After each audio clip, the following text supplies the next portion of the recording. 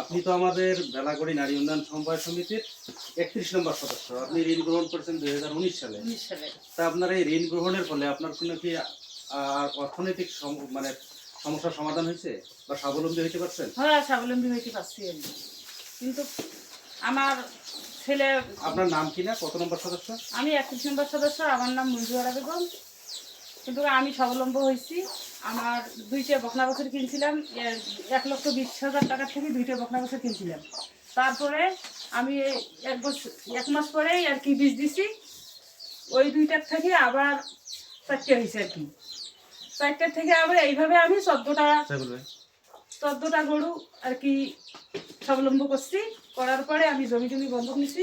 নেওয়ার পরে আবার আমার ছেলেকে গেল অক্টোবর মাসে আমি বিদেশ পাঠাইছি। কোন দেশে আছে দেখুন? কাতারে আছে। কিন্তু এই এই ইয়ে করার পরে আমার সব গরু বিক্রি করছি। করার পরে এখন আমার একটা গরু আছে।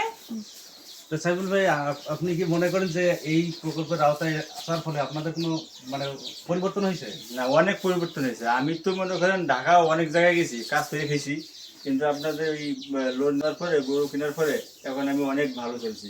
এখন আমার বাচ্চা কাচ্চা নিয়ে সব কিছু ভালোই আছি। আমি এই টাকাতেই আমি আবার গরু বিক্রি করে আমার ছেলেকে আমি কাতারে পাঠাইছি। আপনাদের কি বলা হয় যে একজন যে ডাক্তার আছে, আপনারা জানেন বা সে আসে কিনা নিয়মিত আপনাদের দেখাশোনা করে কিনা? আছে, না, সব কিছু আছে।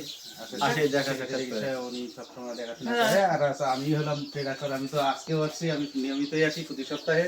আপনাদের যথেষ্ট সাপোর্ট দেওয়া দরকার, আমি সেটা করেছি, এটা তো আপনারা অবশ্যই জানেনই। তারপরে এখন আপনাদের এই কোনো পরামর্শ আছে কিনা আমাদের এই প্রকল্পের বিষয়ে, বা আছে আমার পরামর্শ, আমার কিছু আর্থিক সচ্ছলতা হয়েছে বা আরো কোনো কিছু এটাকে আরো কিছু আর কি সহযোগিতা করলে আমি আরো উপরভাবে চলে যেতে পারি।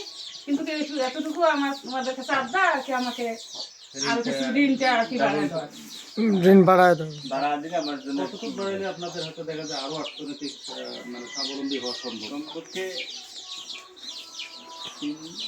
3 লক্ষ টাকা আর কি।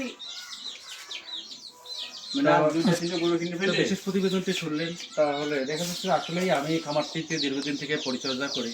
এই খামার এনারা, এই ভাই, আমি একদিন এসে দেখি যে উনি ঢাকায় গেছিলেন রিক্সা চালার জন্য। তারপরে ভাবি খুবই অসহায় অবস্থায় ছিল।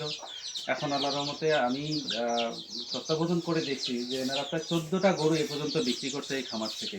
খামারটা ছোট হলেও, পুরো খামারটা একটু দেখেন, ছোট হলেও পুরাটাই খামার ছিল, এবং এটা মেঝেটাও কাঁচা ছিল এক সময়, রাখার জায়গা ছিল না।